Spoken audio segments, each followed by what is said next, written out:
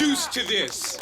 We are demanding an open dialogue with the public, and we have received that. And that's all. Yeah!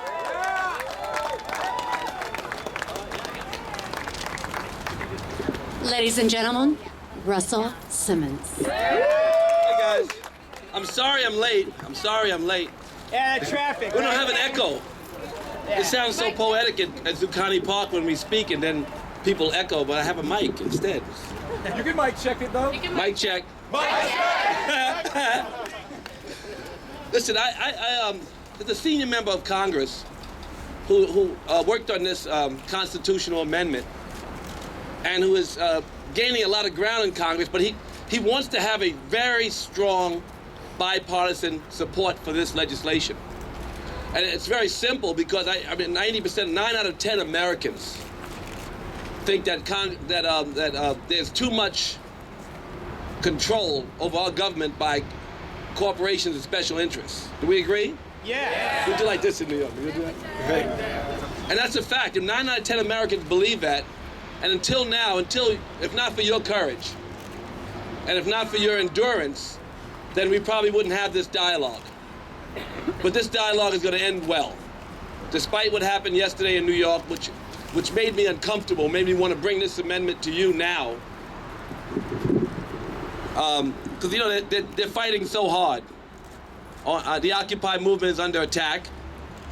And while we're under attack, the education process is still continues, but I think that if we put framework to our work, and this is, again, only inspired by, this is not a statement from leadership or anything, it's inspired by the work that you do.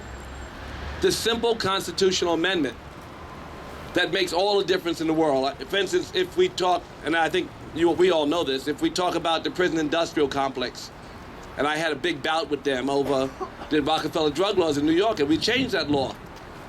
But the biggest impediment between changing that law, and we had people incarcerated for 20 years for little bits of drugs, the biggest impediment was the lobbyists.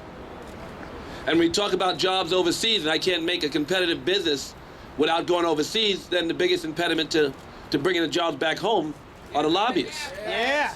And when we talk about health care, you can say small government, but the real big problem with us getting health care is the lobbyists.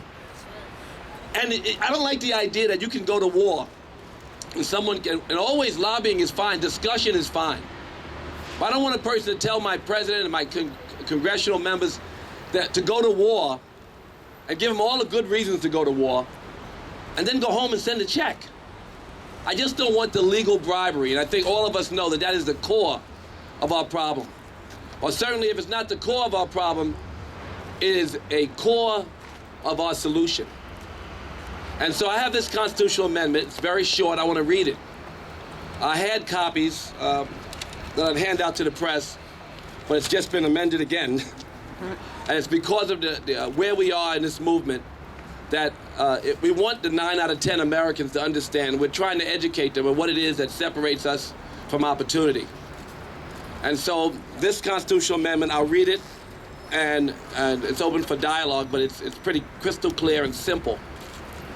All elections for presidents and members of the United States House of Representatives and the United States Senate shall be publicly financed. No political contributions shall be permitted to any federal candidate from any other source, including the candidate. No political expenditures shall be permitted in support of any federal candidate or in opposition to any federal candidate from any other source, including the candidate. Nothing in this section shall be construed to abridge the freedom of the press. The Congress shall, by statute, provide limitations on the amounts and timing of the expenditures of such public funds and provide criminal penalties for any violation of this section. The Congress shall have the power to enforce this article by appropriate legislation. Finally, the article shall be inoperative unless it is ratified as an amendment to the Constitution by conventions in several states as provided by the Constitution. It's very simple. The idea is to give the power back to the people and take it away from the corporations. Yeah, let's get the man back there.